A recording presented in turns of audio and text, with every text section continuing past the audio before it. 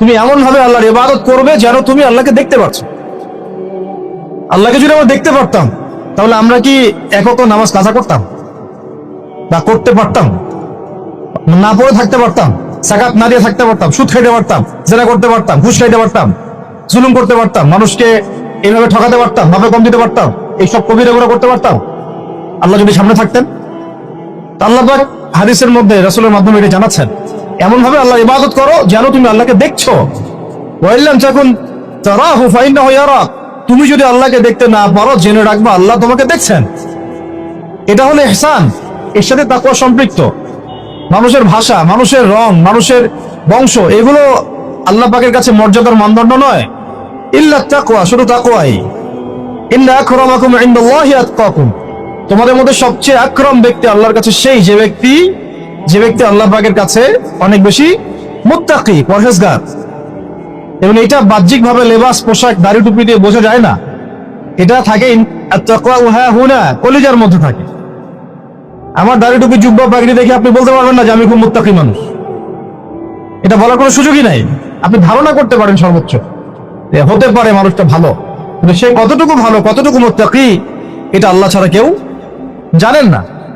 আর এই রমজানে কি হয়েছে, কেন রমজানে এত এত করে আমরা আয়োজন করছি, সাওম রাখছি, যাকাত দিচ্ছি, তারাবি পড়ছি? আসলে খাসিয়াত কি? রমজানের খাসিয়াতটা কি? খাসিয়াত হচ্ছে এই মাসে কোরআন নাজিল হয়েছে। সুবহানাল্লাহ। যদি কোরআন শাবানে নাজিল হতো হয়তো শাবানে এক মাস আমরা রোজা রাখতাম, কিন্তু কোরআন নাজিল হয়েছে রমাদানে, লাইলাতুল কদরে। ইন্না আনজালনাহু ফি লাইলাতুল কদর, এটা 1000 মাসের চাইতেও উত্তম।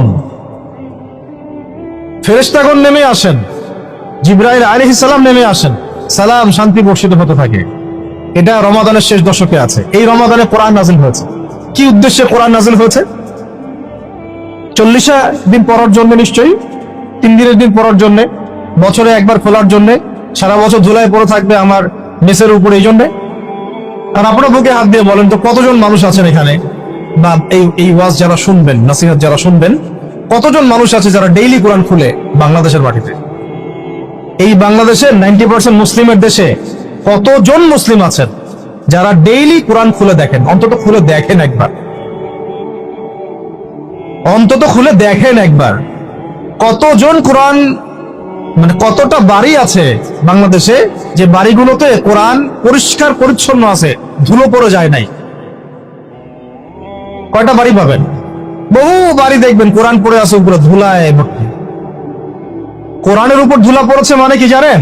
তার দিনের উপরই ধুলা পড়ে গেছে, তার কলমের উপরই ধুলা পড়ে গেছে, তার দুনিয়াও হালাক, আখিরাতও হালাক।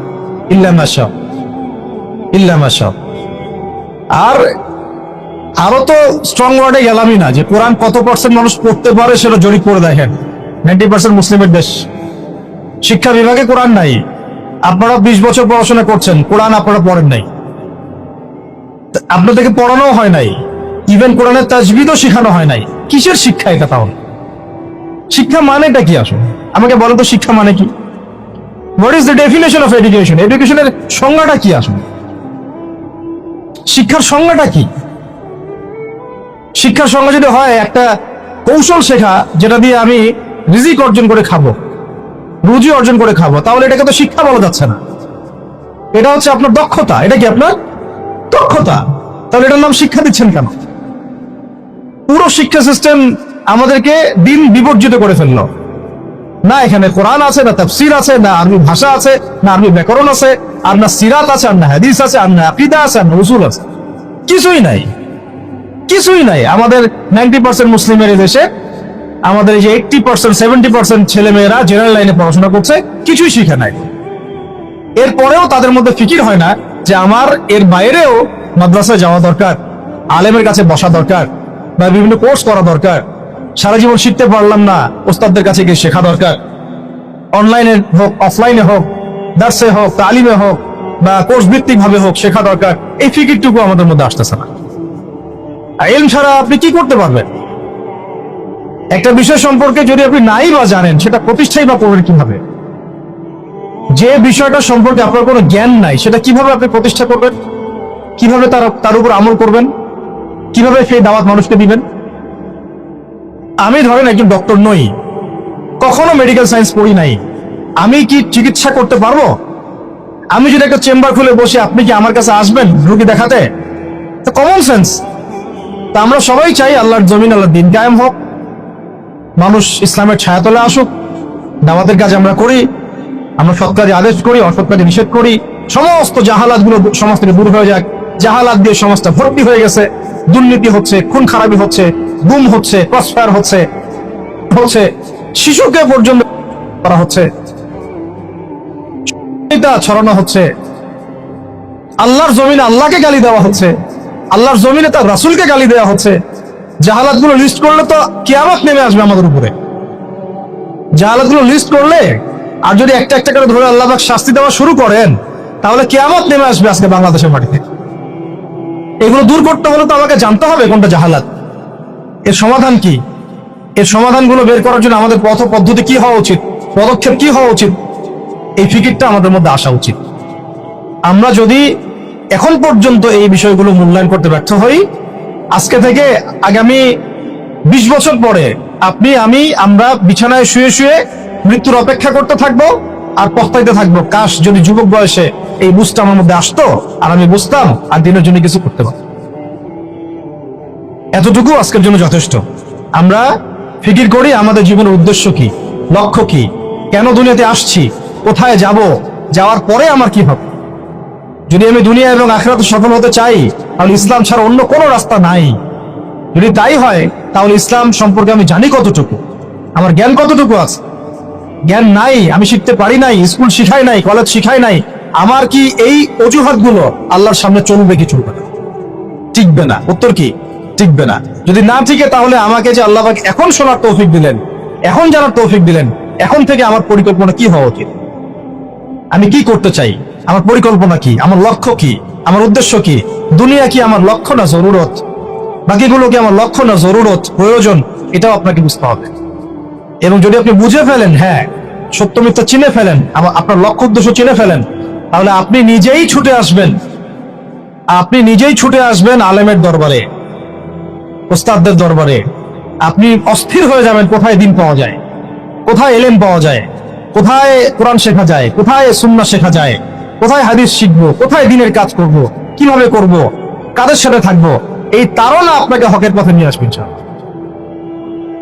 আর এই তাড়না যদি না থাকে, আর যদি আমরা হেলায় খেলায় সময় নষ্ট করতে থাকি, আর যদি মনে করি যে না, এই দায়িত্ব আমার না, অন্যরা করবে, আর যদি মনে করি যে না, সবাই হালাক হয়ে যাক, আমি তো ঠিক আছি, তাহলে জেনে রাখবেন আজকে থেকে 5-10 বছর 20 বছর পরে এমন আফসোস আমাদেরকে করতে হবে যে যখন আফসোস করে আর কোনো লাভ হবে না, বেশক কোনো লাভ হবে না।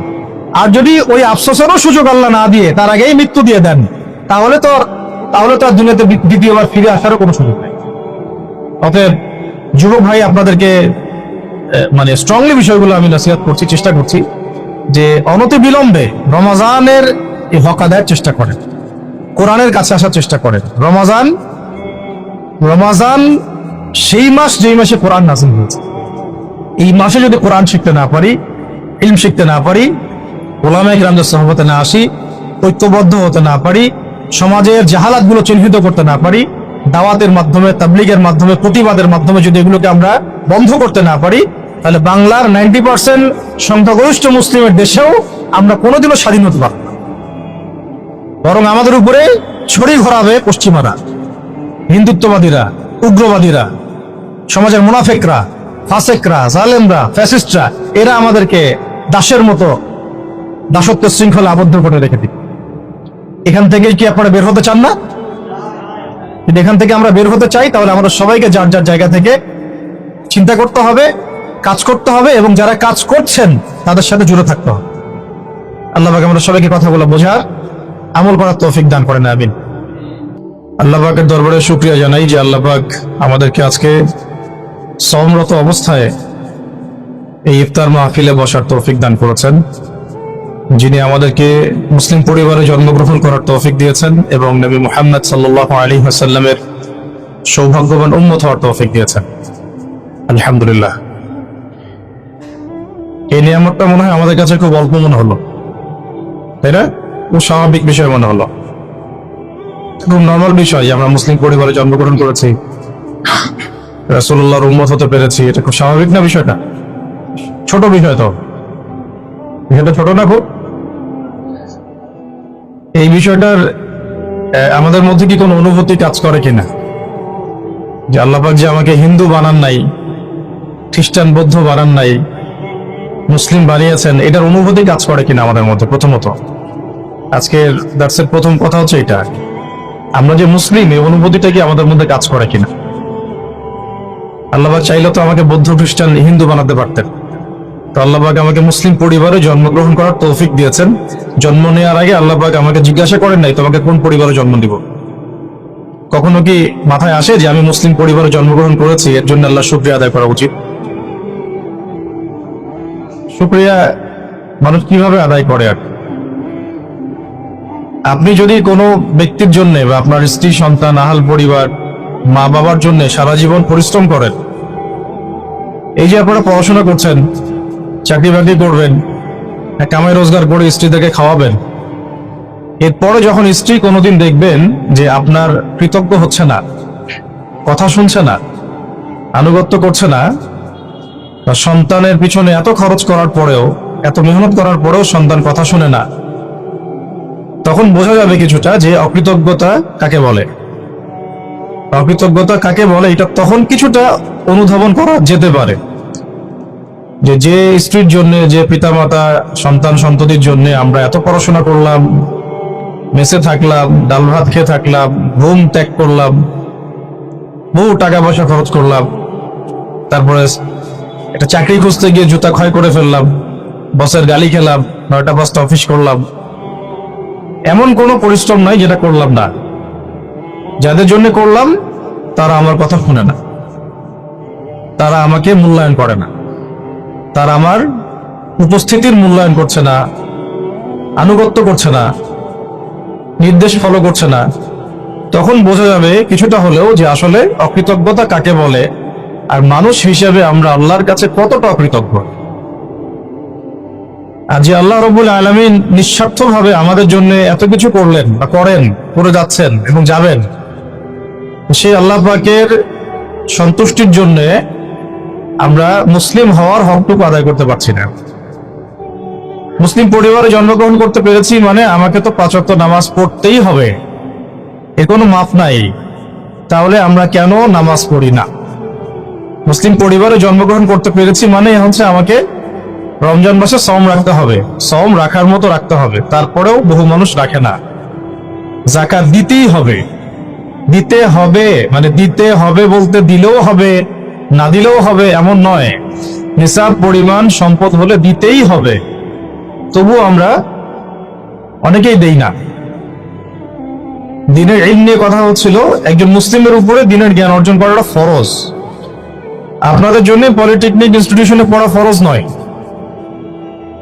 ওয়াজিবও না, সুন্নতও না, মুস্তাহাবও না, এটা আপনার জরুরত, দুনিয়াবি একটা জরুরত, স্রেফ জরুরত। কেমন জরুরত? এটা কাপড় পরা যেমন জরুরত, এটা প্রয়োজন। ক্ষুধা লাগছে তার মানে তো আমাকে 1 গামলা ভাত খেতে হবে না, আমার জরুরত যতটুকু খেলেই তো আমি আবার দাঁড়িয়ে যেতে পারতেছি।